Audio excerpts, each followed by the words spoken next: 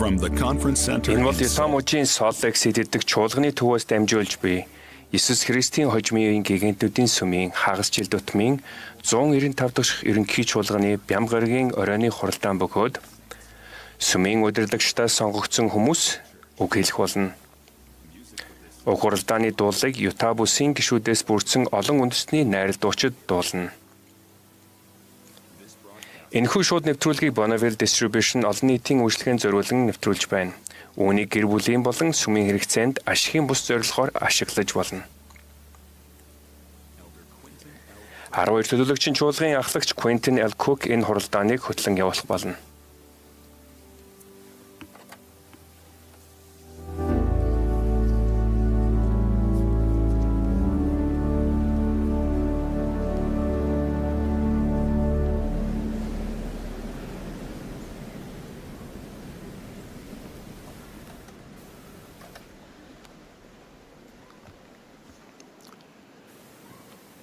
Brothers and sisters, Харагчлаараа.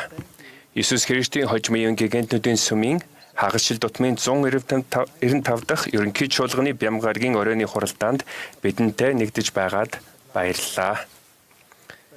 Чуулганыг тэргүүлж буй ерөнхийлөгч Даллен Хей Оукс надаас энэ хуралдааныг хөдөлгөн явуулахыг хүссэн юм.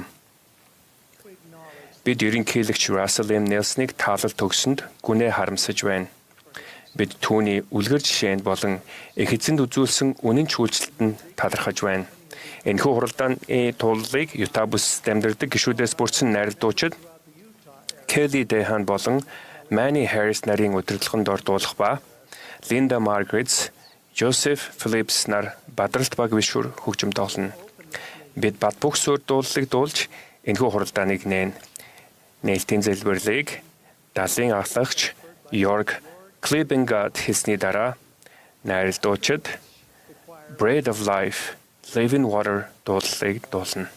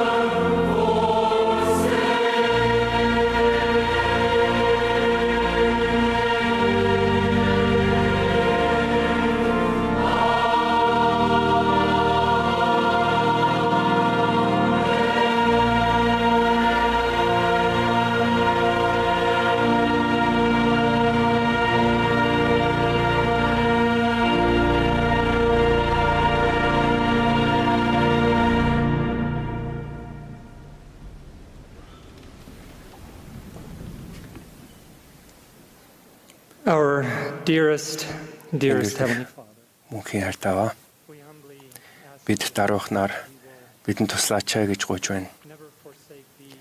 Тэгээд хизээж танаас урахгүй, таны хүүгээс урахгүй. Энэ хүү сэргээгдсэн сайн мэдээний төлөө зогсоход туслаач. Тэнгэрлэг эцэг минь, our dear prophet Ингэлэгч Нельсон ах маань сүүлийн амьсгалаа авах хүртлээр бүхий л амьдралаа энэ сүмд зориулан илэрхийлдэг хүлээн авсан талархаж байна. Бид энэ цаг мөчид таны хүүхдүүдийн тань дээр ирэн биднийг ажиллаач гэж танаас гуйж байна. Мөн бидний хайрт удирдагч, ерөнхийлөгч, дайлан өг сахыг ажиллаарай гэж танаас гуйж байна. Тэгээд биднийг түүнийг ажиллаж үе чадлыг түнд өгөөрэй. Мөн түнд хэрэгцээтэй бүх зүйлүүдийг өгч түүнийг таны тааллын дагуу үйлдэхэд нь туслаарай.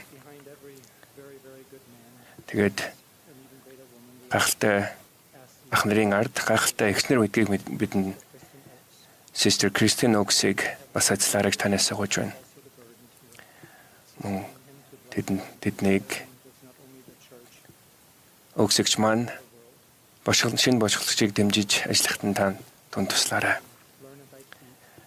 Тэгээд өнөөдөр гайхалтай удирдагч нарынхаа сууж тэднээс суралцахад, ариун сүнсээр суралцахад бидэнд туслаарай гэж танаас гуйж байна. Тэгээд биднийг таны хайрыг биднэрч тэр хайраар дамжуулж бид бусдад таны хайрыг үзүүлэхэд туслаарай. Мөн итгэлээ үзүүлж аврагч Иесус Христэд итгэж мөн баяр баясгалантайгаар нүглээ намжилж илүү олон зүйлийг суралцаж аврагчийн талаар илүү ихийг суралцахад туслаарай. Иесус Христийн нэрээр амен.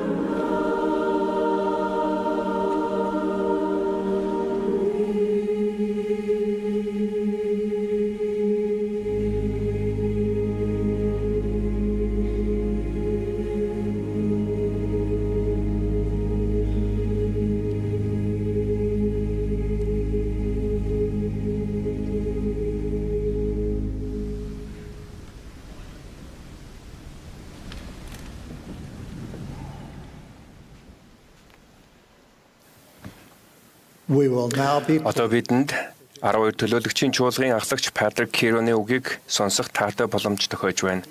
Түүнийг үгэлсний дараа халамжийн нийгэмдгийн ерөнхийлөгчийн 1-р зөвлөх J.N.Ed Денисэгч үг хэлнэ. Денисэгчийг үг хэлсний дараа найрал дуучид Jesus is the way дуулыг дуулна. Дараа нь бид далайн ахлагч Стивен Ч. Барлоу, William K. Jackson нарын үгийг сонсох болно.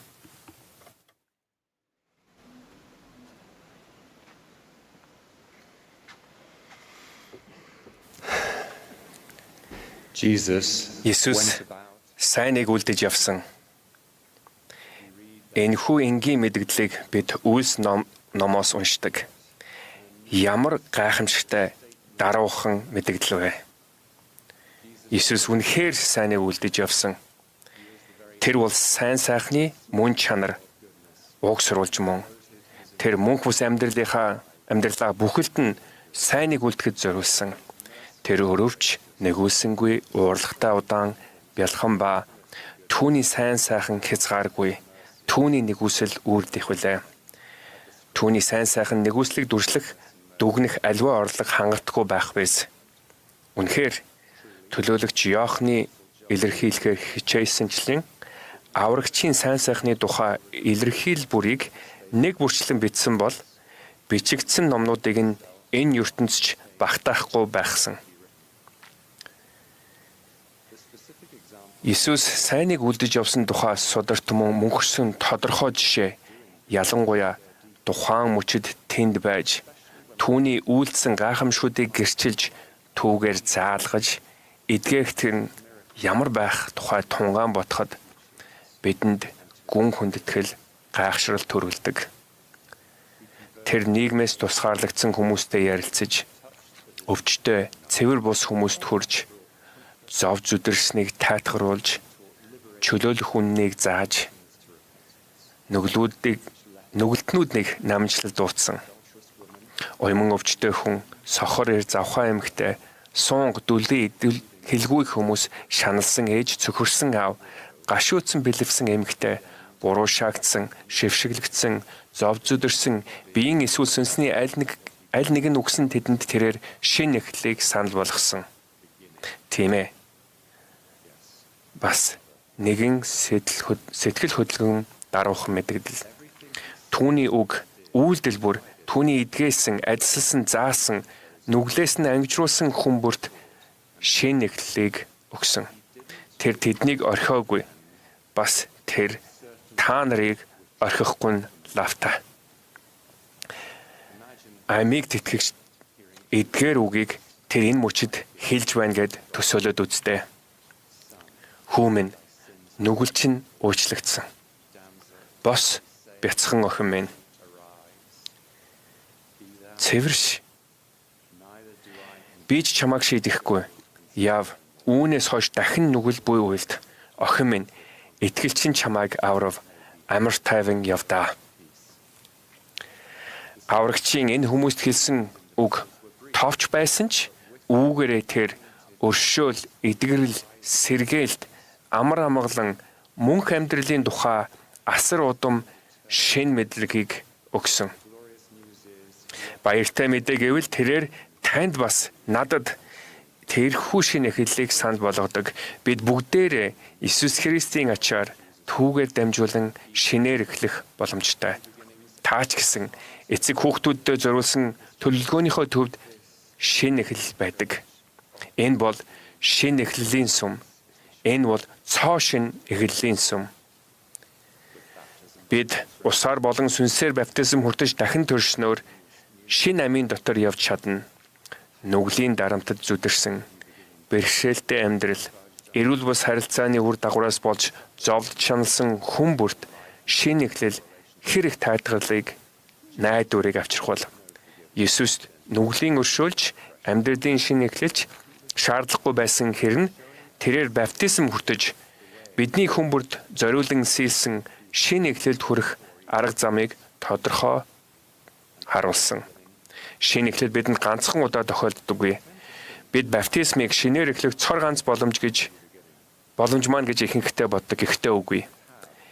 боломж ганц байдаггүй. Эдгээр шинэ эхлэл өдөр бүр тохиох боломжтой. Тэгээд мэдээж бидэнд хэрэгтэй бүх шинэ эхлэлийг өгөх тодорхой зорилгын төлөө амиа өргөсөн төгс аврагчийнхаа бэлгийг дурсан бид 7 хоног бүр талхны хэлцэрхийг хүртэж жижигхэн аягтай усыг удаг. Есүс хэрэгцээнийн дагуу бидэнд олон шинэ нөхцөлийг өгдөг. Есүс Христ доторх шинэ амьдралдаа тууштай баяр баясгалантай байснаар бид шинэ бүтээл болж чадах ба хуучны өнгөрч бүх зүйл шинэ болно. Унсан дэлхий дээрх амьдралын хүнд зовлон бэрхшээл бүтлгүүтлийг үл харгалзан гитлгийгчийн эдгэх сэргээх хүчинд эдэхийг үргэлжлүүлэн сонгож хичээснээр байдаг бодголд тийм өглөө шинэ өглөө ямар амралтыг авчирдаг вэ? Аврах өвдсөний улмаас бүр дагжин чичирж сүв бүрээсэн цус шүрж бие болон сүнсний аль алинаар нь зовж тэрхүү гашуун аягыг холдуулахын төлөө зориулж байхтай хүртэл эцгийн тааллыг гүйцэлдүүлэх өөрийн цагаатгагч тэнгэрлэг зорилгыг биелүүлэх амлалтаасаа хизээж ухраагүй. Тэрээр бидэнд Бурхантай хамт итгэлтэйгээр төвчгэд ямар байхыг дахин харуулсан. Бид байгуулдаг гэрээнүүдийнхээ тэдгээрх сахихын тулд гаргадаг хичээл зүтгэлийнхээ тоогоор шин зүрхийг бас илүү бүрэн дүрэн шин сүнсийг хүлээн авч чадна. Түүний сайн сайхныг баг угаар зүрх сэтгэлдээ урьж оруулж өөрийгөө чамлсан дуу хоолойг оюун ухаан бодлосоо үлдэн хөөснөөр бид түүний хүмүүс болдог юм. Учир нь ингэж л бид үнэхээр түүнийг бурхнаа болгодог. Иесус бидний хаан, хончин, энхийн жонон байхын игээрэн хүсдэг ба бид зүрх сэтгэл оюундаа түүнийг ийм байлгахаар сонгох ёстой. Намжлан шинэ эхлэл, цоо шинэ эхлэл, хоёр дахь боломжийг олж авах хаалгыг бидэнд нээж өгдөг. Бидний хайрт ерөнхийлөгч Неслиний сургаал наманчлалын тэнгэрлэг бэлгийг талаарх буруу ойлголтуудыг залруулснаар эцэст нь бид үүнийг ойлгож ирсэн гэж би бодож байна. Өсвөр үеийнхнийг өөрсдийнх нь хувьд намжлал ямар утгатайг тайлбарлахыг сонсох үнэхээр сэтгэл хөдлөн байдаг. Саяхан би нэгэн залуу эмэгтэй баясгалантайгаар би намжлалын тухай, өдөр бүр намжлалын тухай бодох үедээ гайхалтай баяр хөөр найдварыг мэдэрдэг. Би тэнгэрлэг эцгийнхээ бас аврагчийн хайр аж жаргалыг мэдэрдэг. Тулгарч буй бүхий л бэрхшээлдээ тусламжгүй тэнгэрлэг эцэгт хандан залбирахаас би айдаггүй. Тэр намайг буруу зүйл хийж байхад барьж авах гэж хичээдгүй гэдгийг би мэднэ. Тэдний мутар дэлгээстэй байдаг. Би намжлыг ингэж ойлгодог гэж ярихыг сонссон. Иесус Христийн ачаар хэдэн ч удаа шинээр эхэлж чадна гэдгийг энэ залуу эмэгтэй ойлгодог. Та шинээр эхлэх хэрэгтэй байна уу? Та нар цоо шинээр эхэлж чадах уу? Бүр таач гэсэн. Аврагчийн тохинулсан, заасан, эдгээсэн, амьлуулсан, өршөөсөн, сэргээн босгосон хүмүүсийн талаар та бод. Тэр тэднийг тодорхой эдийн засгийн ангид давхар гарал үүслээр нь сонгосон уу? Тэр тэднийг зөв шудраг, ёс бус гэж ялгсан уу? Давуу эрэхтэй илүү хайр татан байсан болохоор тэднийг сонссон уу? Үгүй. Эдгээр хүчинд нь найдсан агуу итгэлтэй зарим хүмүүсийг тухайлбал цус алдах өвчтөй эмэгтэй, зарцсан нөхлүүд Ромын зуутын дарга, уйман өвчтөн, яар болон Бартимай гэгчлэн түүнд ирсэн. Тэд бүгд экзэгтэй үед итгэж Назарын рабигийн сайн сайхан хүч чадал нь өөрсдийнх нь амьдрал алсын хараг өөрчилж чадна гэж найдсан. Тэр тэгсэн, тэр эдгээсэн. Гэвч Иесус би итгэж байна. Итгэлгүй байгаад маань туслаач хэмээн гуйсан өвчтөй хүүгийн эцэг шиг итгэлдээ эргэлдсэн хүмүүсийг бас адилсан. Магадгүй та нар бас ийм гуйж байсан удаатай байх. Түүнчлэн тэрээр завхаарж байгаад баригдсан эмэгтэй Найны Бэлэвсэн ихнэр Бетезда цормын дэргэдэг хатангар хүн төрөлхийн сохор хүн гэд бүр өөрийг нь огт ирэлхийлээгүй хүмүүс дээрч гисэн нэнжин сэтгэлээ зутгсан. Та түүнийг ирэлхийлээгүй дагаагүй байсан ч тэр таны амьдралд сайныг үлдэхийг та мэдэрч байсан уу? Судрын эдгээр дөрвөрт мөн сонсож хариулах хүн бүрт тэрээр нүглээс өршөөгдсөн шин амьдралыг, өвчнөөс эдгэрсэн шин амьдралыг, үхлээс амьсан шин амьдралыг буюу шин эхлэлийг өгсөн. Энэ нь таны бидний хувьд ямар утгатай вэ? Түүний сайн сайхан нэгүсэл хайраар дүүрэн нэнжин сэтгэлд хязгаар гэж үгүй. Эцгийн төлөвлөгөөний төвд шинэ эхлэл байдаг. Хүүгийн зорилго бол шинэ эхлэл юм. Шинэ өглөө, шинэ бүлэг. Шинэ боломж бол сайн мэдээний, сайхан мэдээний энгийн цөм юм. Тэгвэл та шинэ эхлэлийг хүлээн авахааргүй хэтэрхий удаан гэрээнээсээ холдсон гэж үү? Үгүй. Энийг эсвэл тэрийг хэтэрхий олон үйлдсэн учраас өөр боломж байхгүй гэж үү? Үгүй. Христэс хэс холдон явсан учраас тэр танд үүнээс цааш шин түүхээ бичихэд туслахгүй гэж үү?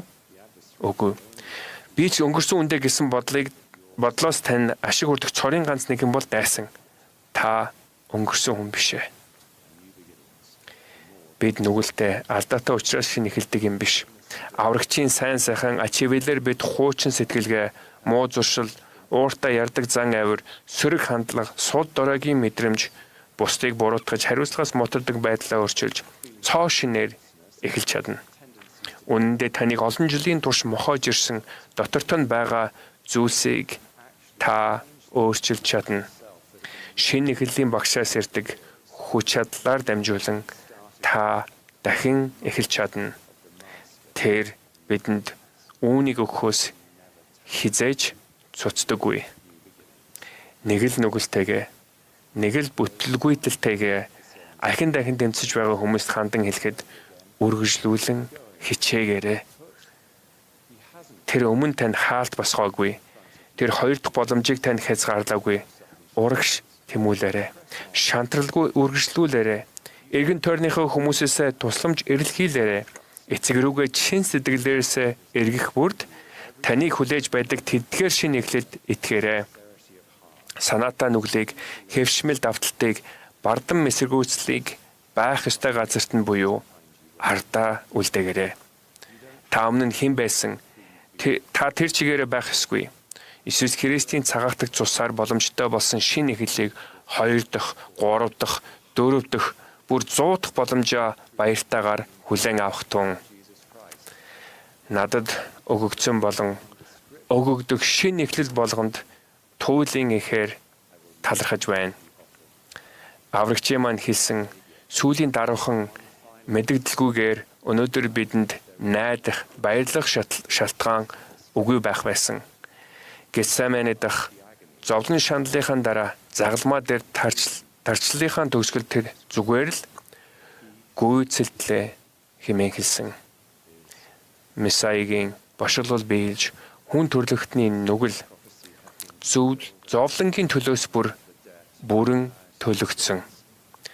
Тэрээр химжээшгүй хийгээд мөнхийн золиослол нь гүйцэлтлээ хэмээн тунхагласан. Тэрээр өөрөө 3 дахь өдрөө эцгийн хүчээр сүр жавхланд амилсан нэгний хуваар шинээр эхлэж шинэ амьдралыг мэдэх хүртэл цагаатгал бүрэн гүйцэлдэхгүй байсан. Тэр үргэлж эцэгтэй тааламжтай зүйлсийг үлддэг байсан учраас бүх зүйлд эцгийн тааллыг хүлцсэн учраас та бас би шинээр эхэлж чадна.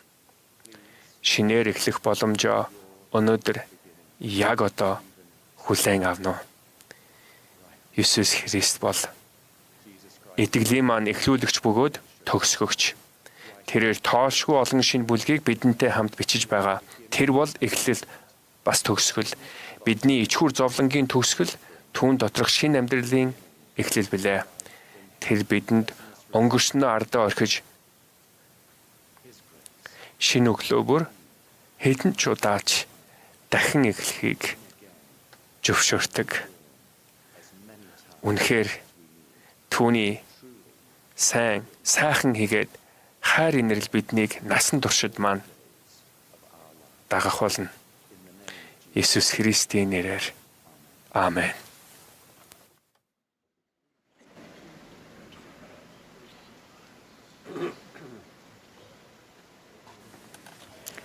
Recently, I read of an Сэтгэлийн минь гүнээ хүндсэн нэгэн үйл явдлын талаар би саяхан уншсан юм. Энэ үйл явдал Анугийн хөнгөн атлетикийн мастерс ангиллын үндэсний аврах шалрах тэмцээн буюу ахмадын тэмцээний үеэр болжээ. 100 настай Орвил Рожерс 1500 метрийн гүйлтийн тэмцээний оролцогчдын нэг байв. Сэтгүүлчийн хэлжээ. Гарааны дубуу дууран тамирчид гүйлтээ эхлэхэд Орвил шууд л баян хотод болж уралдааны турш ганцаар хойно шогшингов. Сүүлээс 2 дахь хүүхч бариандаа орох үед Орвилд 2.5 тойрог үлдсэн байлаа. Бараг 3,000 үзэгч түүний гүйлтийн замаар ор ганцаараа чимээгүйхэн гүөхийг амсгайгаа даран харж суулаа. Харин түүнийг сүүлчийн тойрог руугаа орох үед үзэгчид босож дэмжин алгаа ташцгаалаа. Түүнийг бариа руу дөхөхөд хүмүүс дуу нөлөөлөн ойрлолдож байв. Олон мянган үзэгчийн дэмжих уухаанд орвил сүүлчийн хүчээ шавхан гөв. Түүнийг барианд ороход өрсөлдөгчд нь тэврэн авч олон түмний баярлалд хөөрөх дуу цураатж байлаа. Орвил цугларсан хүмүүс рүү даруухнаар даллаж талархаад шинэ найзуудтайгаа хамт уралдааны замаас гарав. Энэ бол Орвилийн хувьд тэмцээний 5 дахь уралдаан байсан бөгөөд босод төрөл бүрд тэр бас л сүүлийн байрыг эзэлжээ. Зарим хүн Орвилыг шүүж өдийн насандаа тэмцээнд оролцох ёсгүй байсан. Бусдад төвөггуудлаа. Оролцсон уралдаан бүрийнхээ хугацааг маш их сунгаж байсан учраас гүйлтийн замдаар гарах хэрэггүй байсан гэж бодож байсан байж магад. Хэдийгээр Орвил бүх тэмцээнд хамгийн сүүлд орсон ч тэр дэлхийн 5 дээд амжилтыг эвджээ.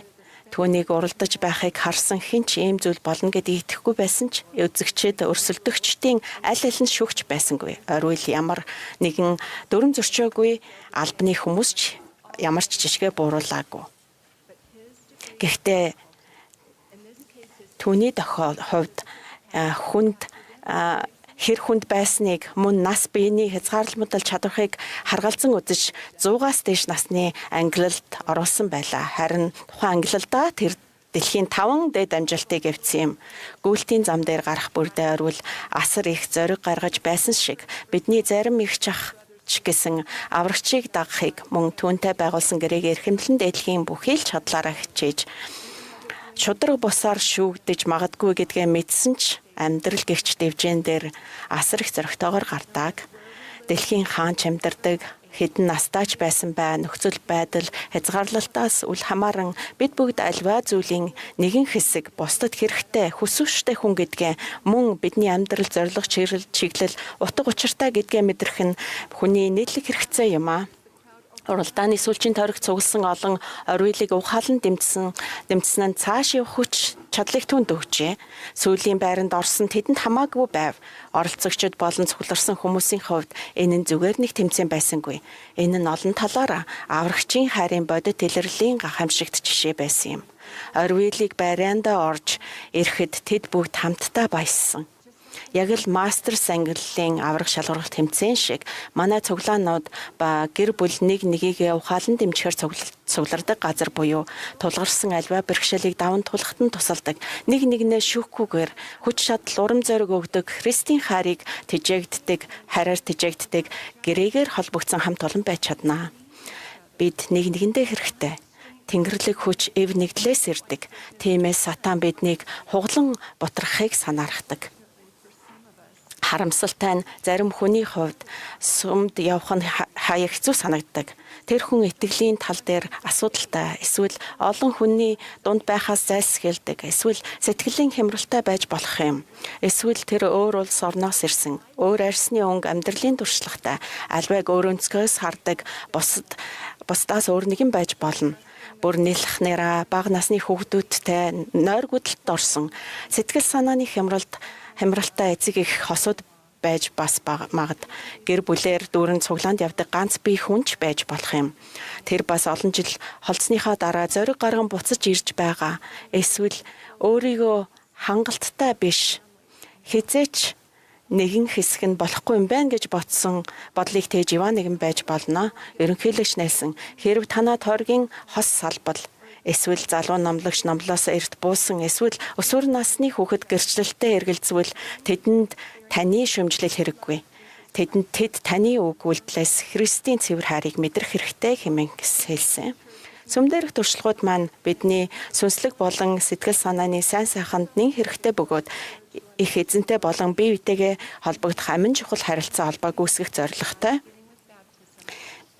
Баптизмаар эхэлдэг бурхантай байгуулдаг гэрээнүүдийн маань салшгүй нэг хэсэг нь зүгээр л хийгдэх жагсаалт, ажлын жагсаалт биш, харин бурхны гэр бүлийн гишүүн Христийн бие нэг хэсгийн хувьд бие биеэ харьлаж халамжлах үүрэг хариуцлага юм.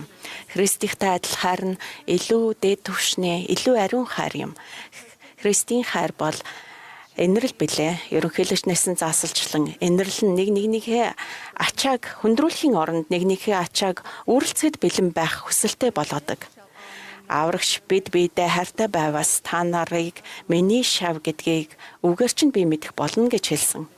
Ерөнхийлөгч Нельсон цааш нь инэрл нь Христийн жинхэнэ дагалдагчийн гол зан чанар. Аврагчийн захиас тодорхой. Түүний жинхэнэ шав бусдыг хөгжүүлж, өргөн урамшуулж, дэмжиж, ятгах сүнслэгээр өдөөдөг. Бусдын талаар хэрхэн ярьж байгаа байдал маань үнэхээр чухал гэж хэлсэн. Энэ талаарх аврагчийн сургаал энгийн бусдаас өөрт чинь үлдэхийг хүссэн шигэ бусдад үлдээрэй гэсэн алтан дүрмд хурангуулсан байдаг. Бусдад Христийн адил хандах хандлага нь манай гэр бүл цуглааны хүрээнээс гадуурч хэрэгжих ёстой. Үүнд өөр шашин шүтдэг эсвэл огт шүтдэггүй ахын дүүс бидний ахын дүүс багтдаг. Үүнд өөр улс орноос ирсэн өөр соёлтой түнчлэн улс төрийн итгэл үнэмшилтэй ахын дүүс маань ч багтдаг. Тэрээр бүх хүүхдтэй хайртай, тэрээр бүх хүүхдтэй өөрийг нь бас бие биеэ хайрлаасаа хэмээх хүсдэг. Аврагчийн амьдрал нь нийгэмд гадуурхагдаж, бузар хэмээн үзэгддэг байсан хүмүүсийг ч хайрлаж цуглуулж дэмжихийн үлгэр жишээ байсан. Түүний үлгэр жишээг дагахыг бидэнд зарлигласан. Бид Христийнхтэй адил зан чанарыг хөгжүүлж эцэст нь аврагчтайгаа адил болохын тулд энд байгаа. Түүний сайн мэдээ бол хийх ажлын жагсаалт биш. Энэ нь өөрчлөгдөх буюу түн шиг болох, түн шиг хайрладаг болох сайн мэдээ юм. Тэр биднийг Сионы хүмүүс болоосай гэж хүсдэг. Би 20 нэлээд гараад сэтгэлийн хямралд орсон юм. Тэр үед бурхантай хамт байсан бодит амьдрал маань гинэт алга болсон юм шиг санагдсан. Юу гэж тайлбарлахаа мэдэхгүй байгаа ч бүрэн төрөлдсөн мэт санагдсан гэхүүдээ. Би баг байхасаа тэнгэрдэг хэцэг минь байдаг. Түүнтэй ярилцаж болно гэдгээ үргэлж мэддэг байсан. Гэвч тэр хэсэг хугацаанд би бурхан байдаг эсхийг ч мэдхээ болсон. Амьдралд минь өмнө нь ийм зүйл огт тохиолдож байгаагүй бөгөөд итгэлийн маань суур бүхэлдээ ганхаж байгаа юм шиг санагдаж билээ. Үүнээс болж сүмд явхад хэцүү болсон. Би явдаг байсан ч итгэхгүй эсвэл идэвхтэй султай гэж нэрлэгдэхгүй гэж хэн нэгэнд харьцуулсан төсөл болохгүй гэж эмээсэндээ явдаг байв. Тэр үед эргэн тойрныхоо хүмүүсээс сүмжлэл сонсох биш. Тэдний хайр, ойлголт, дэмжлэгийг мэдрэх нь үнэхээр надад хэрэгтэй байсан. Хүмүүс миний талаар тэгж бодохгүй гэж эмзэглэн бодож байсан тэр зарим зүйл маань бусдыг цөмдөө тогтмол ирэхгүй байхад тэдний талаар миний боддог байсан зүйл байсан юм. Тэр хэцүү туршлага яагаад бидэнд бие биеэ шудраг бусаар шүүхгүй байхыг зарлигсан талаар үнэтэй сургамжийг надад өгсөн.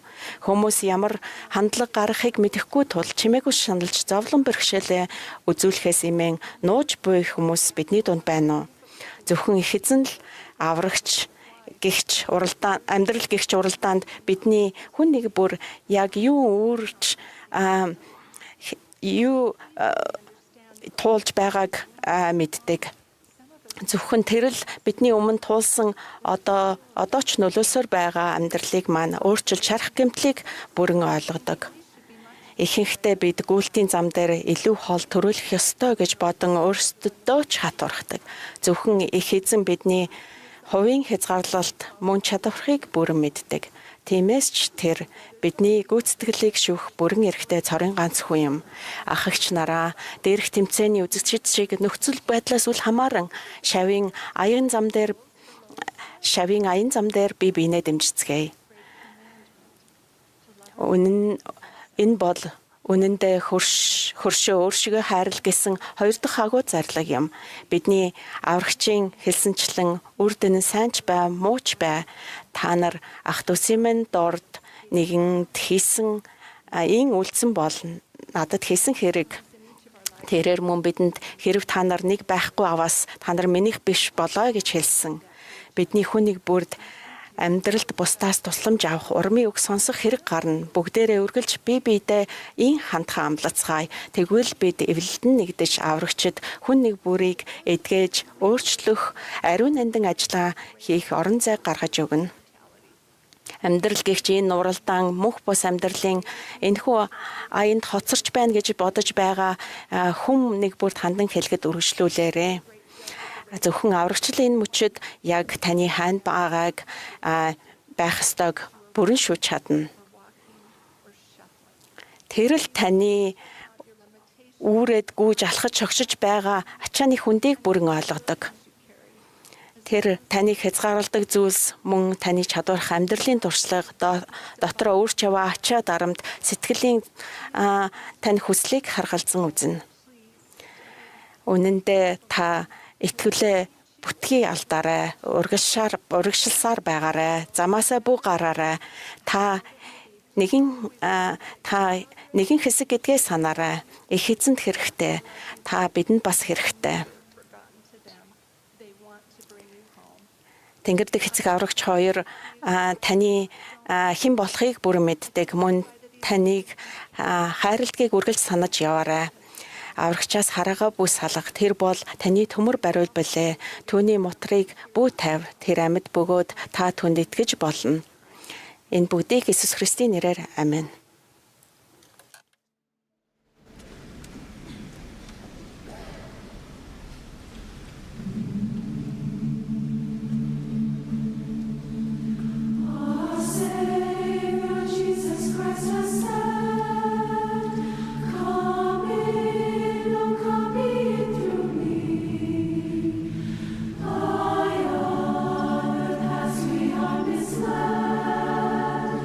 Through him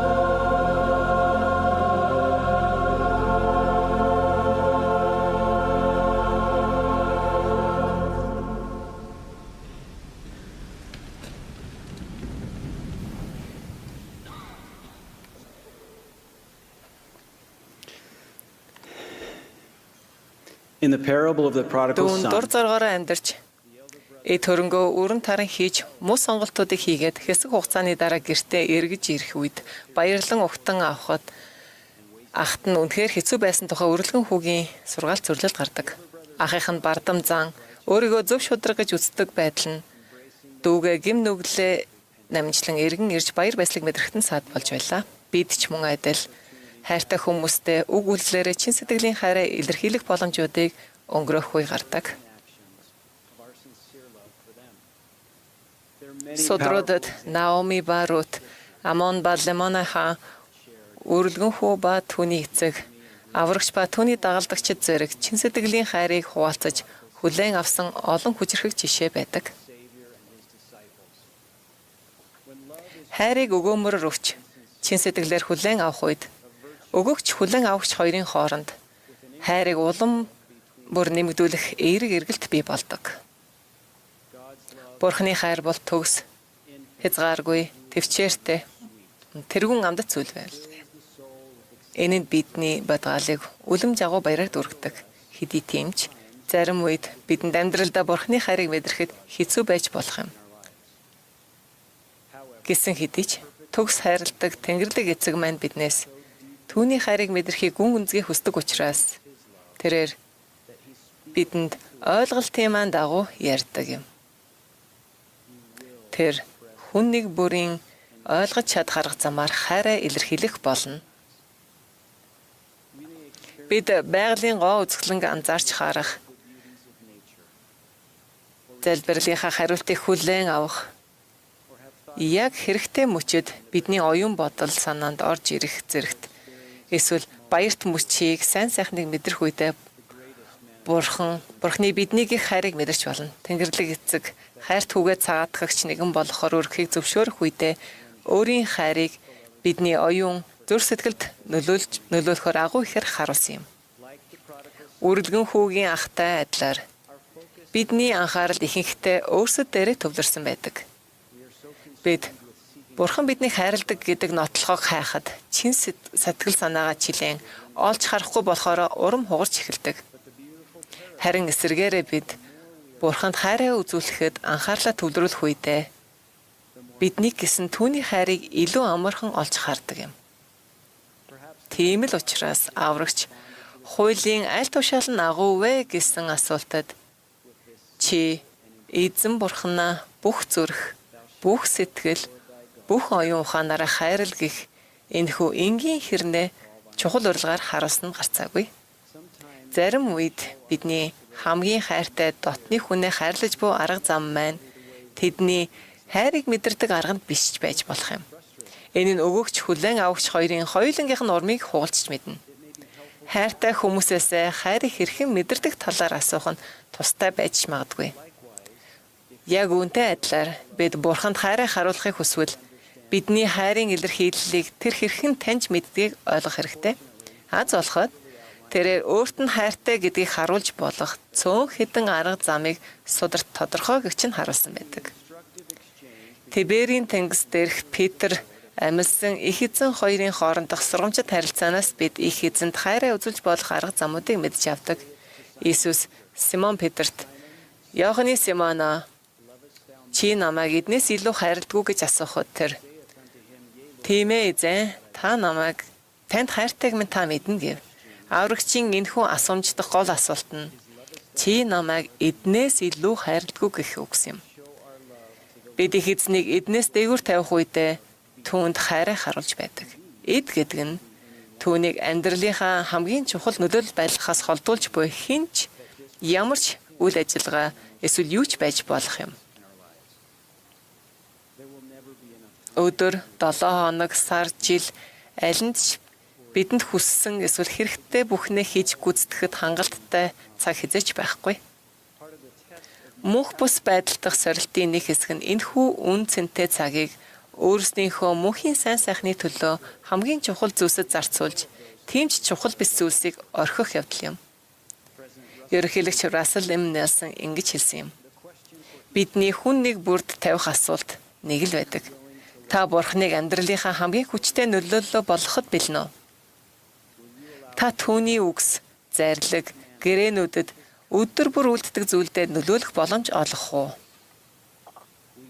Түүний дуу хоолойг бусдаас чухал тавихыг та хүлээн зөвшөөрөх үү? Түүний танаар хийлгэх гэсэн зүйлийг бусад бүх амбицаасаа дээгүүр тавихад та бэлэн үү? Та өөрийн хүслийг түүний таалалд нийцүүлэхэд бэлэн үү? Бид Бурхныг хамгаас чухал тавих үедээ түүний шав гэдгээ төдөөгүй, түүнийг хайрладаг гэдгээ харуулдаг. Питер аврагч хоёрын донд өрнсөн энэхүү ярианы дараах шүлгээс бид их эзэн бидний хайрын илэрхийллийг таньж мэддэг бас нэгэн арга замыг мэдж авдаг. Дахин Иесус 2 дахь удаага түүнд Иоханны Симона чи намайг хайрладгүй гэхэд тэр түүнд тийм ээ эзэн танд хайртайг минь та мэднэ гэв. Иесус түүнд хондийг минь хариул гэлээ. Бид түүний хүүхдүүдэд үйлчилж тэднийг сонсож хайрлаж дэмжиж тогтнуулах үедээ их эзнийг хайрладаг гэдгээ харуулж байдаг. Тэрхүү үйлчлэл нь бусдыг шүүхгүйгээр чин үннээр харах зэрэг үнэхээр энгийн байж болно. Сургаал ба гэрээнүүдийн 76 дугаар хэсгээс бид Celestial алдар сууг хүлээн авах тэдний шинж чанарыг цухас олж хардаг. Бурханд үздгийн адилаар тэд үздэг ажгүй. Мөн тэд Бурханд мэддгийн адилаар мэддэг ажээ. Тэд Бурханы тэднийг яаж үздгийн адилаар бусдыг үздэг ба тэрээр тэднийг алдар сууд Тэнгэрлэг ирээдүйд хэн болж чадах чадвараар нь хардаг билээ. Номлоосоо бууж ирээд би өсвөр насндаа ах нартайгаа эхлүүлж байсан зүлэг хаддаг бизнесээ хариуцаж аваад хажуугаар нэг сургуульд хичээлдээ яваад их завгүй байлаа. Хаврын нэгэн 7 хоног ширүүн бороо орж ойртож буй төгсөлтийн шалгалт намайг туйлдуулж талбайн ажиллаа хийж амжихгүй хүрсэн байв. 7 хоногийн дундуур тэнгэр цэлмэж бичээлийнхээ дараа талбайн ажилдаа амжуулахаар төлөвлөсөн байлаа. Гэвч гэртээ ирэхэд миний ачааны машин багц хэрэгслүүд маань алга болсон байв. Гайхаж хоцорсон би зүлгийг нь хадахаар төлөвлөсөн айлуудаараа очиход бүгдийг нь сайхан гэгч нь хадаад тайрчихсан байлаа. Хуваар дээрх сүүлчийн айлын гадаа очиод дүүгээ зүлэг тайрагчаа түрэн явж байгааг олж харсан юм. Тэр намайг хараад инээмсэглэн даллахад би баярлсандаа түүнийг тээврийн авч талархлаа илэрхийлсэн юм. Дүүгийн минь энэ утга учиртай үйлчлэл нь түүнийг улам их хайрлаж түүнд улам их итгэдэг болоход хүргэсэн юм. Бид биедээ үйлчлэх нь Бурхныг болон түүний хайр түүх хайрладаг гэдгийг харуулах гарцаагүй арга зам мөн.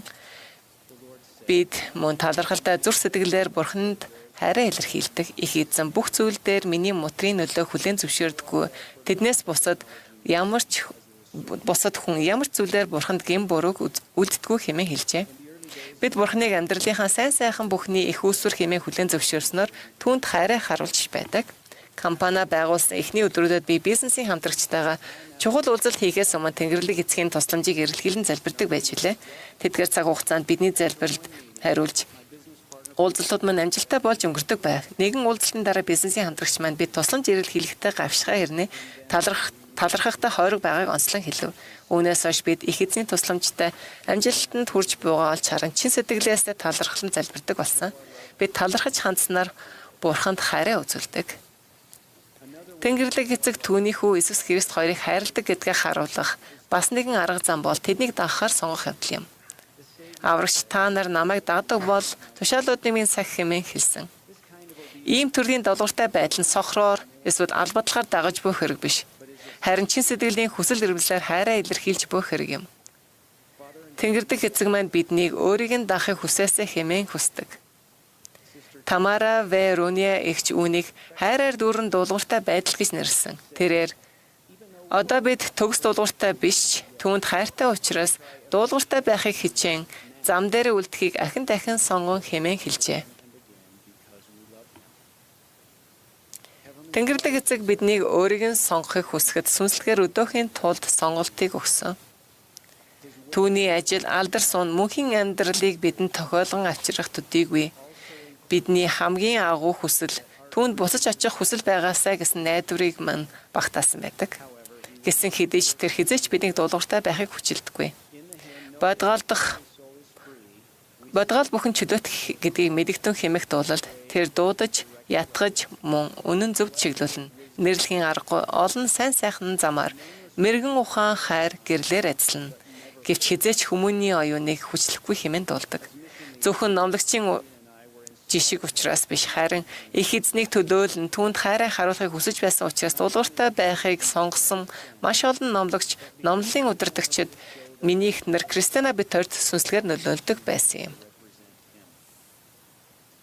Ахлагч Дэлгэр Ренланд ингэж хэлсэн юм. Тэнгэрлэг эцгийн маань хүмүүжүүлэх зорилго нь өөрийнхөө хүүхдүүдээр зөв зүйлийг хийх явдал биш. Харин хүүхдүүд нь зөв зүйлийг хийхээр сонгож улмаар өөртөө нь адилхан болох явдал юм. Хэрвээ тэр биднээс зөвхөн дуулууртай байхыг хүсэж байсан бол бидний зам байдалд нөлөөлөхийн тулд нэн даруй шагнах эсвэл шийтгэх аргыг хэрэглэх байсан. Бид түүнийг дагахаар сонгохдоо түүнд хайраа харуулдаг.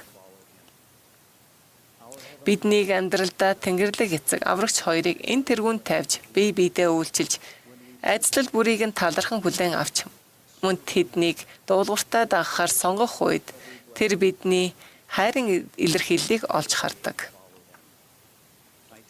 Бидний хүн нэг бүр үнэхээр Бурхны хүүхэд бөгөөд тэрээр биднийг төгс хайрладаг гэдгийг би гэрчилж байна. Түүний хайрыг бид өөр өөрсдийн ойлгох арга замаар олж харан мэдрэхийг тэр чин сэтгэлээсээ хүсдэг гэдгийг би гэрчилж байна.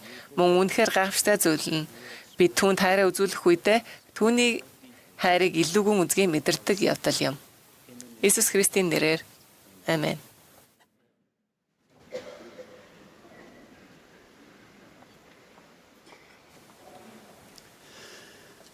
Христ бол сайн хончин. Сүргийнх нь хон нэг бүр түүний хувьд үнцэнтэй. Тэрээр хон хариулах арга ухаан, сайн хончны зан чанарыг бидэнд үг үйлдэлээрээ харуулсан төдийгүй хон нэг бүрийг нэрээр нь мэдэх, тэднийг хайрлах, төөрснийг нь олох, тэжээх мөн хамгийн чухал нь тэднийг гэрт нь хөтлөн авчрахыг заасан. Тэр биднийг өөрсдийнх нь туслах хончдын хуваар мөн адил үлдэхийг хүсдэг. Бид их эзний арга замаар тохинулах талаар эртний бошиглогч гайхалтай хончин Моронагаас маш их зүйлийг сурч болно. Тэрээр маш хүнд хэцүү цаг үед амьдарч байсан төдийгүй түүнд гар утас, компьютер, интернет ашиглах боломж байгаагүй. Гэвч тэр хон нэг бүр нь хаана байгааг мэддэг байсан. Хэрхэн ийм хийж чадсан бэ? Бид Моронай 6 дээрээс түүний арга замыг зогсгон харж болно. Үүнд гişүүд Христийн сүмийн хүмүүсийн дунд тоологддог байв. Мөн тэднийг зөв замд байлгахын тулд Бурхны сайн үгээр дурсагдан мөн тэжээгдэхийн тулд тэдний нэрс тэмдэглэгдэв гэж бичсэн байдаг.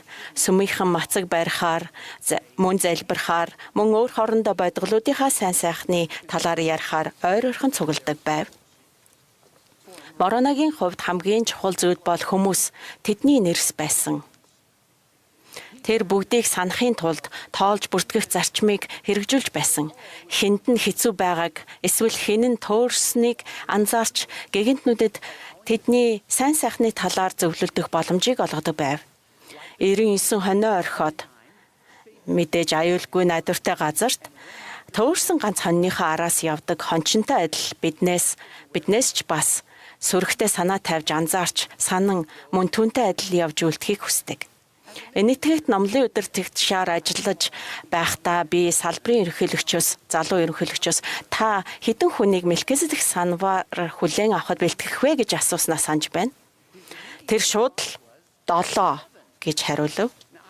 Би түүнийг юун дээр үндэслэн энэ тоог гаргасан юм бол гэж гайхаж байлаа. Намайг үл хэлхийн завдалгүй тэр 1-ээс 7 хүртэл жигсааж бичсэн цаас гаргав. Эхний 5 мөрөнд нь түүний болон ахлагчийн чуулганых нь урих амьдралдаа санварын хүчийг хүлээн авахыг урамшуулах бодит хүмүүсийн нэрс байв. Мэдээж би хоосон байсан 6-7 дахь мөрийн тухайд асуухгүй байж чадсангүй.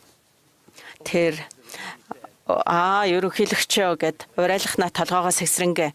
Энэ оны эц гэхэд санваар хүлээн авах 2 хүнд бид энэ оны ихээр баптизм хүртэж байх гэв. Энэ гайхамшигтай удирдагч тоолж бүртгэх зарчмыг ойлгосон байсан. Христэд бодгол бүр эрхэм нандин учраас тэрээр тэднийг мартагдахгүй байхаар өөрийн сүмийг зохион байгуулсан юм. Тойргийн хүн бүрд нас хүүсээс үл хамааран өөрсдийг нь марталгүйгээр санаа тавих үүрэг даалгавартай олон халамжлагч буюу хончин бий.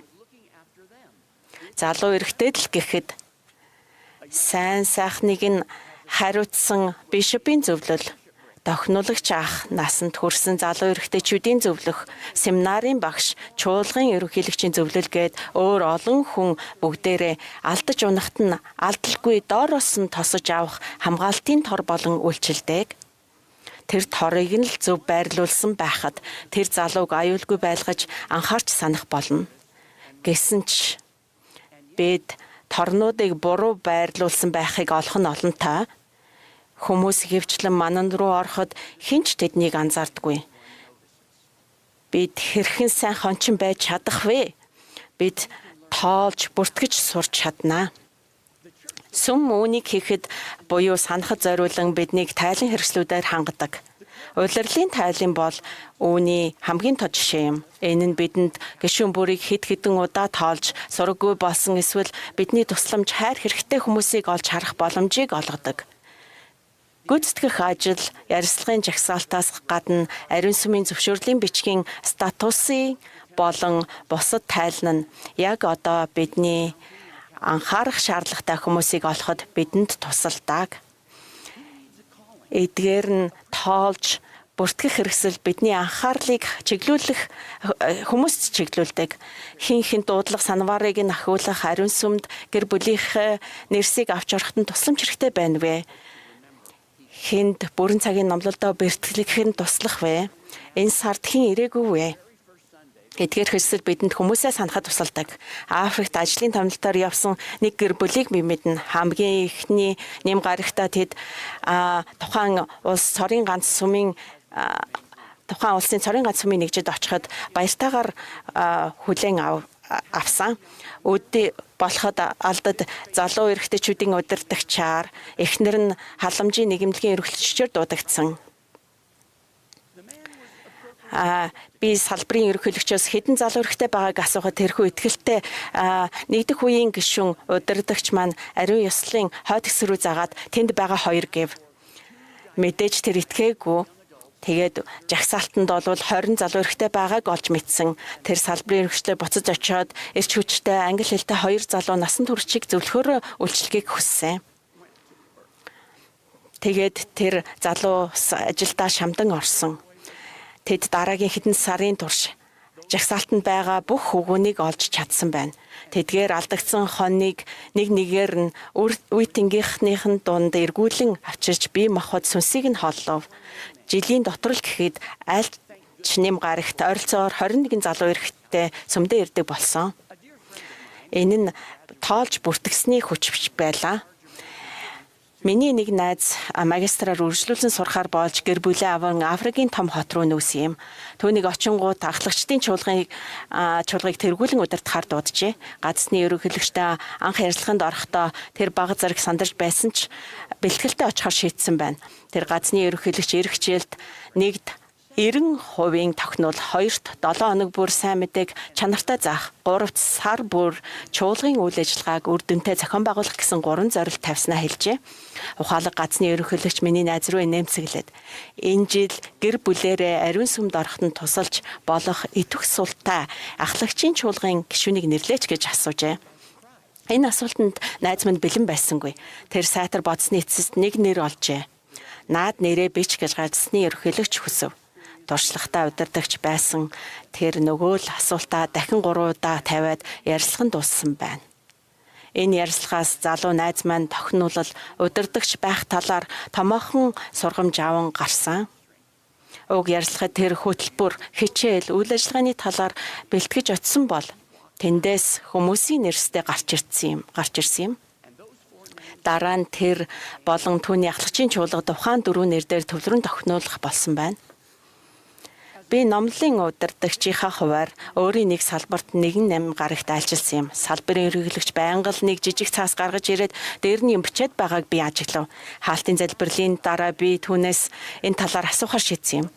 Цуглаан дуусч намайг цаасны талаар асуухаас өмнө тэр эндэр рүү яаран ирэх салбарынхаа номлолын удирдагч нөгөө цаасуудаа өглөө. Би нөгөө шалмгаа удирдагчийг даган явж салбарын номлогчийг зохицуулах хуралд нь суулаа. Хурал эхлэхээс өмнө тэр нөгөө цааснуудаа халаатснаасаа гаргав. Цааснууд нь ариун ёслолд ирээгүй гишүүдийн нэрсийг бичсэн байлаа. Хэдэн хормын дотор зөвлийн гишүүн бүр нэгээс хоёр нэрийг сонгоод тэр өдөртөө багтан эргэн очиж сайн байгаа эсхийг нь тодруулж тэднийг өгүүлсэн гэдгээ хэлэх үүрэг ав. Тоолж бүртгэх гэдэг нь одоо үнийг л хэлээд байгаа юм шүү дээ. Хамгийн ойр байх ариун сүм рүү хэдэн цаг нисж очих зайд байдаг нэгэн дүргийг би санаж байна. Тэнд бараг л ашиглахгүй ч ариун сүмийн зөвшөөрлийн бичгээ хүчинтэй байлгахыг чухалддаг байсан. Сар бүрийн эхний нэм гарагт удирдагчид бүртгэх хэрэгслээ ашиглан хишиг хүрсэн гишүүдэд бүртгэдэг. Хэн нэгний зөвшөөрлийн бичгийн хугацаа дуусах гэж байвал гүйцэтгэх нарийн бичих нь сунгах ярилцлагыг товлдог байлаа. Зөвшөөрлийн бичих нь хүчингүй болсон хүмүүсийн талаар зөвлөлдөн ярилцаж гэрээний замд эргэж ирэхтэн туслахыг хичээдэг. Хишиг хүрсэн гишүүдийн дунд хэдэн хүчинтэй зөвшөөрлийн бичгтэй байгааг асуухад 98.6% гэж бахархан хэлсэн юм. Зөвшөөрлийн бичгийн хугацаанд дууссан 6 хүний талаар асуухад удирдагч тэднийг нэрээр нь мэдэж байсан төдийгүй эргүүлэн авчрахын тулд хийж буй ажлаа надад тайлгнаж билээ. Хэдэн жилийн өмнө манай гэр бүл Америк руу буцаж нүүсэн. Бид жижиг алслагдсан газар байрлах нэгжүүдэд гайхалтай 26 жил өнгөрүүлсний дараа энд сүмдээ ирэхдээ баяртай байлаа. Намайг тойргийн номлогчоор дуудсан. Манай тойрог маш сайн номлын удирдагчтай байсан бөгөөд сонирхолтой ажил хийж гайхалтай хүмүүст зааж байлаа. Надаас тойргийн зөвлөлийн ажилд хуралд сууж ажиглан найз нар дээр ажиллахдаа тэдний тусламжийг авахыг хүссэн юм. Харин хурлаар зөвхөн удахгүй болох тойргийн үйл ажиллагааны талаар ярихад би үнэндээ маш гайхсан. Хурлын дараа би тойргийн номлын удирдагчид өгч чад манай хүмүүсийн талаар хэлцэж тайлгнаж амжаагүй болохыг хэлсэн юм. Тэр юу гэж хариулсан гэж? Би тайлгнаж амждаггүй маа гэж.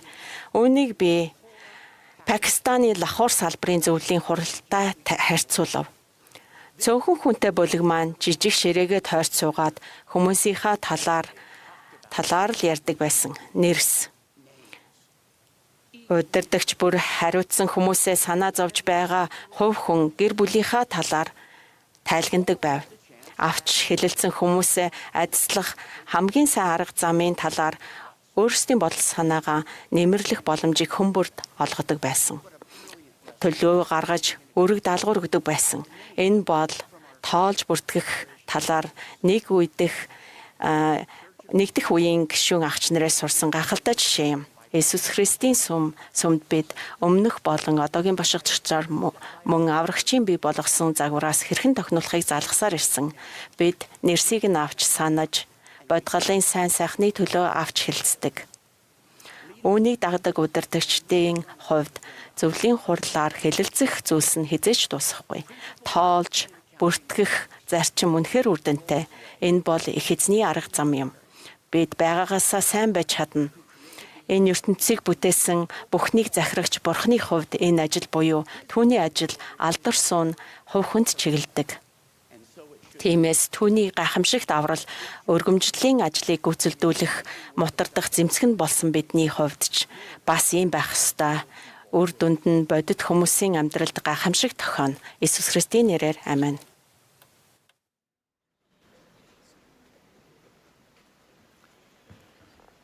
Энэ өдөр бидэнд уянгалаг яруу дуу хөгжим сонсгосон найрал дуучдад, тэдний удирдаачдад, хөгжимчдөд болон бидэнтэй хамт байсан их эзний сүнсэнд бид талархаж байна. Улс орон даяар дамжуулах, хөгжим төгөөлөмж нэвтрүүлэг Америкийн нэгдсэн улсын Юта мужийн цагаар маргааш өглөөний 9:30 минутаас 10 цагийн хооронд цацагдана гэдгийг та бүхэнд сануулъя. Дараа нь чуулганы ням гарагийн өглөөний хуралдаан эхэлнэ. Энэ хуралдааны сүүлийн үхэлэгч нь 12 төлөөлөгчийн чуулгын ахлагч Нийл Андерсон байх болно. Ахлагч Андерсныг үгэлсний дараа найрал дуучид "Oh how great is our joy" дуулалыг дуулна. Хаалтын залбирлыг далайн ахлагч I Raymond Egbo хэлнэ.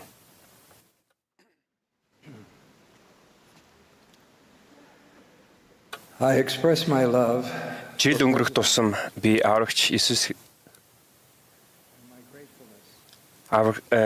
бошиглагч Нельсны миний амьдралд нөлөө үзүүлсэн тэр гайхалтай зүйлүүдэд маш их талархаж байна. Мөн Тэнгэрлэг эцэгтэй ерөнхийлөгч 71 өг сахыг бидэнтэй хамт байлгасан маш талархалтай байна. Он жил өнгөрөх тусам би аврагч Иесус Христийг болон түүний энэрэнгүй цагаатгалыг улам их хайрладаг болсноо мэдэрдэг. Нүгэл үхлийг ялан дийлэх боломжийг олгосон түүний агуу золиос бол хүн төрлөختний түүхэндх хамгийн нөлөөтэй чухал үйл юм. Түүний тэнгэрлэг бэлгийг ойлгох нь миний хувьд үхлийн дарааж сүнслэг байдлаар өсөж сурах, хөгжих тэнгэрлэг завар болдог. Нүглийг өшөөг бусдын нүглийн улмаас үүссэн шархыг эдгэх аврагчийн гүн үнцгийг инрэл бол Бурхны хайрын хамгийн гайхамшигт илэрхийлэл мөн. Ноцтой нүгэлдээ өршөөл эргэлхийлж буй хүмүүст найдвар, бусдын ноцтой нүглийн улмаас авсан шархаа эдгэхийг эргэлхийлж буй хүмүүст тайлбарл санал болгохыг би хүсэж байна. Иесус Христийн цагаатгагч хайрын бүрэн байдлаас эдгэрэл, өршөөл хоёрын аль алиныг нь олж болно. Хэрв та ноцтой нүгэл үлдээд бүрэн намжлах явцдаа байгаа эсвэл бүрэн намжлахыг хүсдэг мөн өршөөлөг хэлхийн аргагүй баяр баясгалан мэдрэхийг хүсдэг бол энэ гайхамшиг таныг хүлээж байгаа гэдгийг ойлгоорой. Аврагч над дээр ирэх хэмээн зогсолтгүй дууддаг. Бидний аврагч Иесус Христ итгэх итгэлөө хүчрэгжүүлэх нь түүнийг мэдэж авах, түүнд итгэх бодголын тань хүслийг бадрааж зүрх сэтгэлд тань түүнийг гих орон цаг гаргаж өгөх болно. Их эзэн энэ нь яаж хийгддэг вэ гэж энэ үсийн өөрийнх нь өршөөгдсөн эсэх талаар асуухад их эзэн хариулна. Чиний урд нь хизээж сонсож бас харж байгаагүй тэрхүү Христэд итгэлтэй чинь учир буюу гэжээ. Мөн мороонай хэрв та нар бүх бурханлаг бусаас өөрсдөө татгалзаж мөн Бурхныг өөрсдийн бүх чадвах, оюун ухаан болон хүч чадлаараа хайрлах аваас тэгвэл түүний ачивэл та нарт хангалттай хэмээн нэмж хэлжээ. Нүглээс олдох, Бурханд хандах, Иесус Христэд итгэлээ хүчрэгжүүлэх зэрэг нь сайхан эхлэл болно. Хүслээ Бурханд даруйхнаар нэвцүүлэхийн тулд бишоптой болон салбарын ерөнхийлөгчдөө ноцтой нүглээ хүлээх хэрэгтэйч таны бүрэн өршөөл аврагчаас ирэх болно. Өршөөл бол Иесус Христийн ачивэлээр дамжин ирдэг тэнгэрлэг бэлэг юм. Бурхан руу үнэхээр буцах хүслийг тэнгэрлэг эцэгтэй өөртөө хохирсон хүмүүст санварын удирдагчтай чин үнэнч байх шийдвэр төгс байдалд дагалддаг. Таны тэнгэрлэг эцэг өөрлөө нь харуулсан зүрх гэмсэн сэтгэлээр ирэх шийдвэрт тань баясдаг. Гэмсэн сэтгэлтэй байх нь Бурхны моторд өөрийгөө даруулсан даатгах явдал бөгөөд харуулсан зүрхтэй байх нь төлөөлөгч Паулын хэлсэнчлэн Бурхны дагуух гашуудл буюу ямар ч үн цэнээр хамаагүй түүн рүү буцах зүрх сэтгэлийн гүн гүнзгий хүсэл юм. Хүслэрмэд тань эвдэлтнээс засах хүсэлтэй болгоно. Гэхдээ зарим зүйлийг та өөрөө засч чадахгүйгээ ухаарч мэдээд их эзнийг өөрийнхөө ачивэлээр дамжуулан танд үйлдэлийн улмаас хохирсон тэр хүмүүсийг эдгэж туслаасаа хэмээн үнэн голоосоо залбирах хэрэгтэй болж магад. Бусдад үйлцэн ноцтой нүглийн үр дагаврыг даван туулах нь ихэнхдээ сэтгэл шаналм хэцүү байдаг. Та учруулсан бүх хор хөнөөлөө залруулахаар чармаан хичээсэн мозаигийн хөгүүдийн үлгэршээг дагаж байна уу? Ухаараагүй байж мэдэх зүйлийн талаар хүндэтгдэг хүмүүстэйгээ ярилцаарай. Энэ үгийг хэлэхээр бэлдэж байхдаа би намжчилж буй сүмд буцаж хөрвөсөлтэй нэг хүнээс имэйл хүлээн авсан юм. Түүний салсан эхнэр мөнхийн гэрлэлд нь бүтлгүүтэж, үр хүүхэд нь хэцүүдэж, санхүүгийн аюулгүй байдал нь алдагдан төлөврийн чадваргүй болсон мөн нөхөр нь итгэл алдаж өөрөөс нь урвсан зэрэг бачууран мэдрэмжээсээ болж шаналсаар байжээ. Санварын удирдагч нь салсан эхнэр хүүхдүүдийн төлөө өөр юу хийж болох талаар залбирч үзхийг түүнээс хүсэх хэрэгтэй гэсэн мэдрэмж авсан байсан гэдгийг тэр хуваалцсан юм. Би түүний зөвшөөрснөөр имэйлийнх нэг хэсгээс хуваалцсан юм. Эхлээд би гэр бүл салах шүүхийн шийдвэрийн дагуу миний өгсөн мөнгө хавьгүй өгөөмөр байсан гэж бодож байлаа. Гэвч салбарын ерөнхийлөгч маань надад энэ талаар 2-7 хоногийн турш залбирч мацаг барихыг зөвлөсөн юм. Эхэндээ цаашдын нөхөн төлбөрийн талаар бодол намайг зовоож байв. Нэгэнд миний нүгэл санхүүгийн асуудал биш тул би өгөөмөр нөхөн төлбөр гэдэг нь үнэхээр ямар утгатай болох талаар бодоод удалгүй энэ нь мөнгөний асуудал биш гэдгийг ухаарсан юм. Санварын удирдагчид маань салсан их нэртэй болон хүүхдүүдтэй маань уулзаж тэдэнд одоо ч гэсэн хэцүү байгааг мөн шанал шархалсан хിവэр байгааг олж харсан байв. Миний шин зорилго бол итгэлээр урагшлах байлаа. Би зүгээр л хариу нэхэлгүйгээр туслах хүсэлтэй байгаагаа эрэлхийлж гар дээр ирэх цалингийнхаа нэлээд хэсэг болох тодорхой хэмжээний мөнгийг салсан их нэртэй цалин буух болгондоо илгээж байхаар шийдэв. Намайг эхний мөнгөө шилжүүлэхийг хийхин яг өмнөхөө их эзэн хэмжээг нь 2 дахин нэмж төлөх хэрэгтэй гэдгийг надад мэдүүлв. Нөхөн төлбөр бол мөнгөний асуудал биш гэдгийг би мэдж байсан. Энэ нь их эзэнд амьдралаа даруйхнаар зориулах асуудал байсан юм. Мөнгө бол буруу сонголтынхаа улмаас миний гэр бүлээсээ салгасан тэр зүйлийг орлох туслах зүйл байсан юм.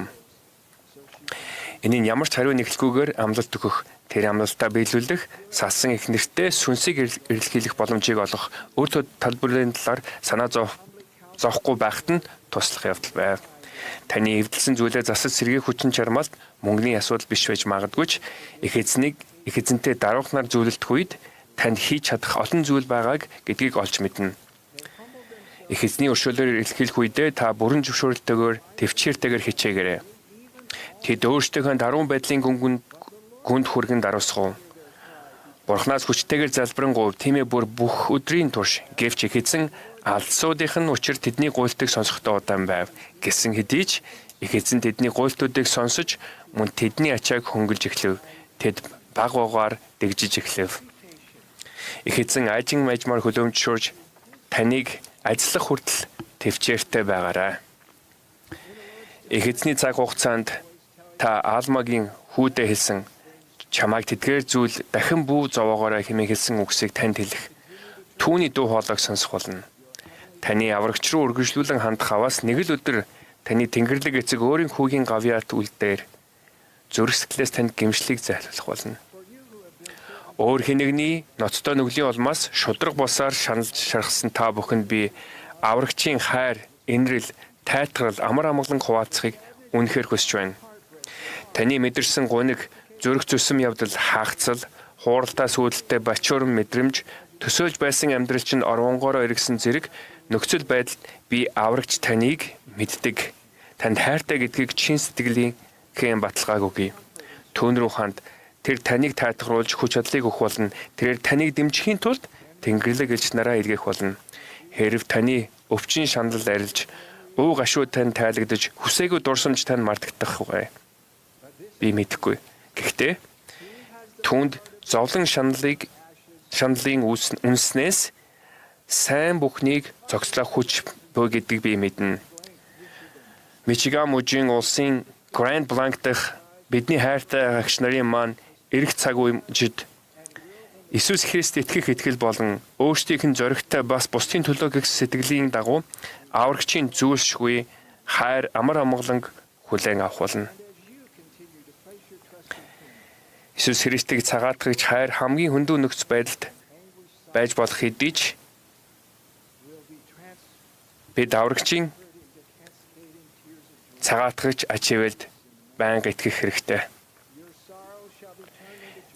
Бидний аврагч мөнхшид оршид буй өөрийн цагаатгагч үйл явдлын ачаар газар бүрийн бүхий л эрэгтэй эмэгтэй бүхнийг тайвшруулах эдгээр хүчрүүл боломжтой.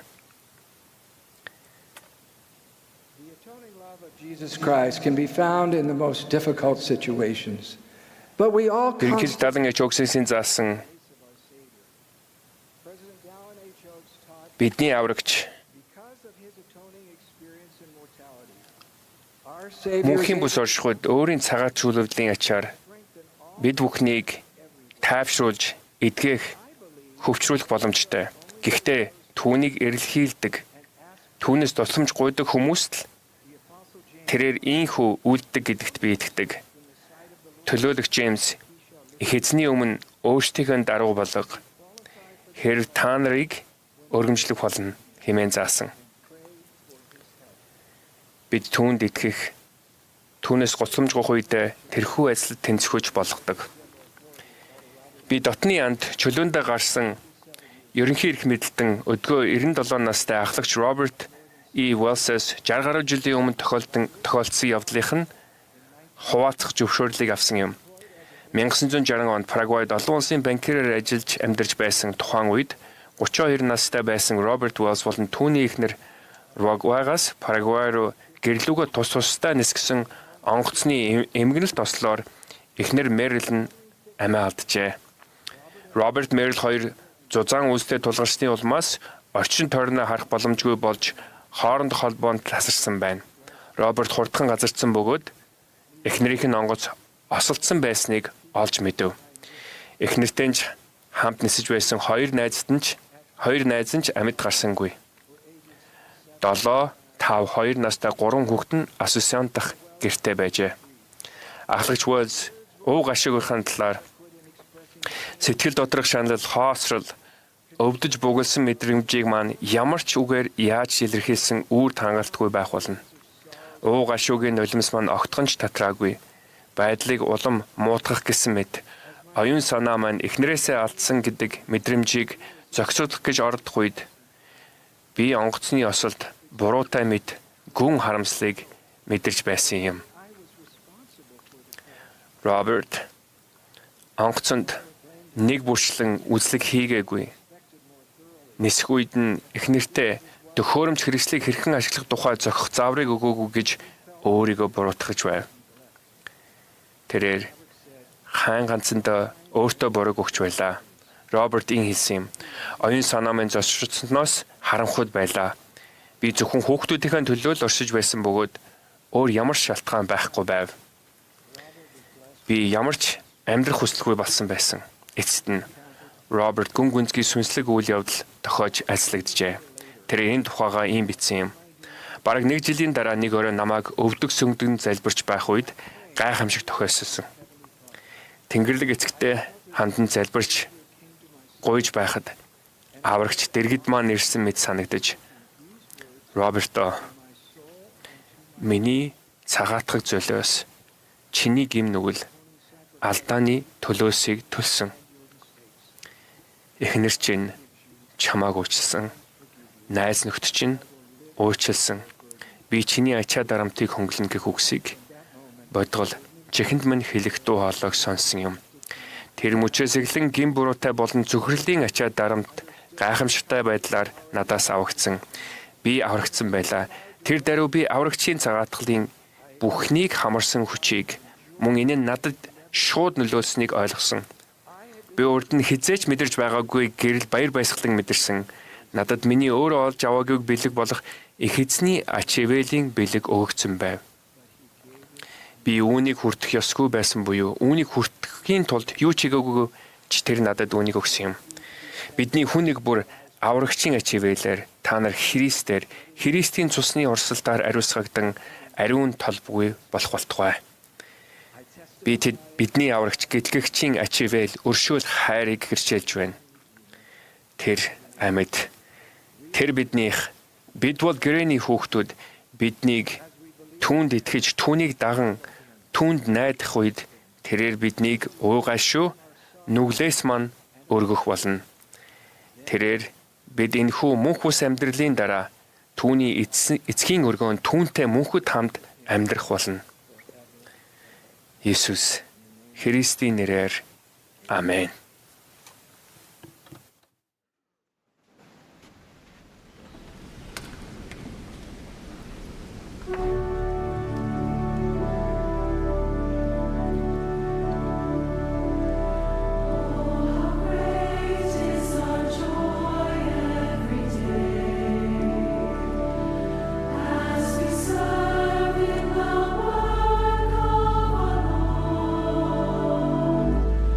Was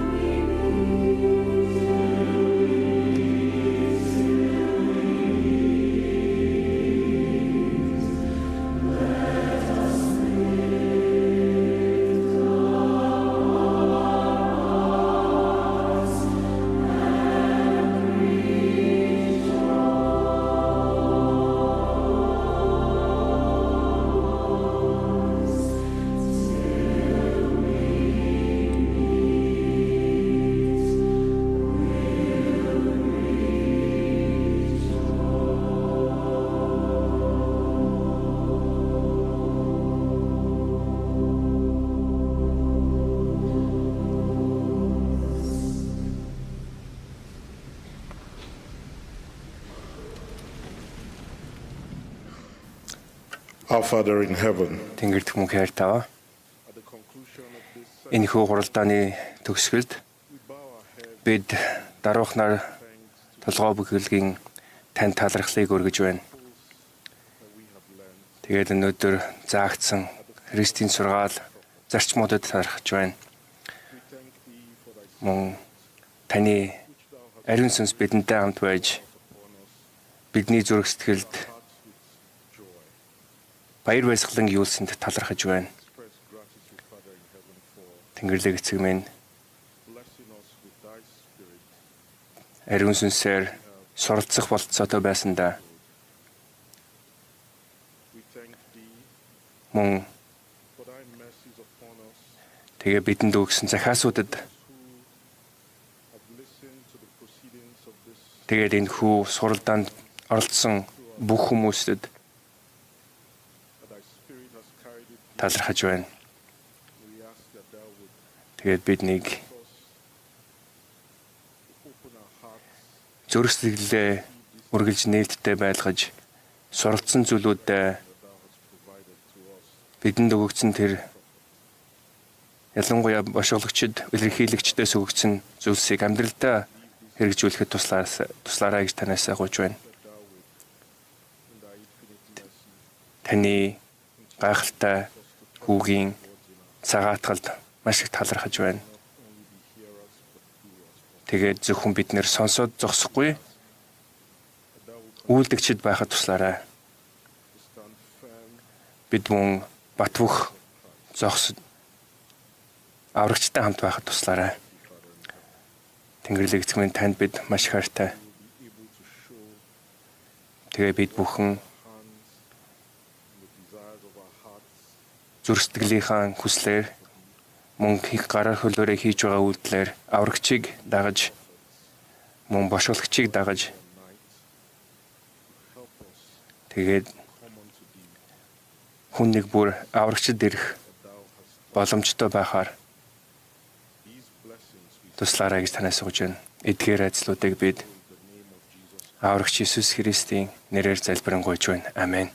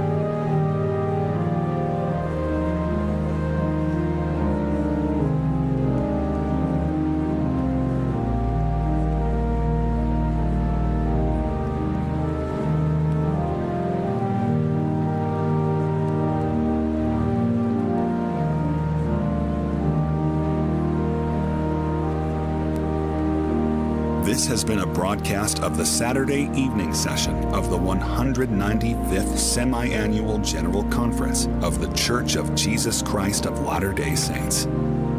Speakers were selected from Иесус Христийн хожмын гэгэндэдийн сүмийн жил тутмын хагас жил тутмын 195 дахь чуулганы хагасаа өдрийн чуулган байлаа. Сүмийн удирдагчдад үг хэллээ. Өнөөдрийн энэ захиасуудыг гэр бүл болон сүмдэр ашиглаж болно.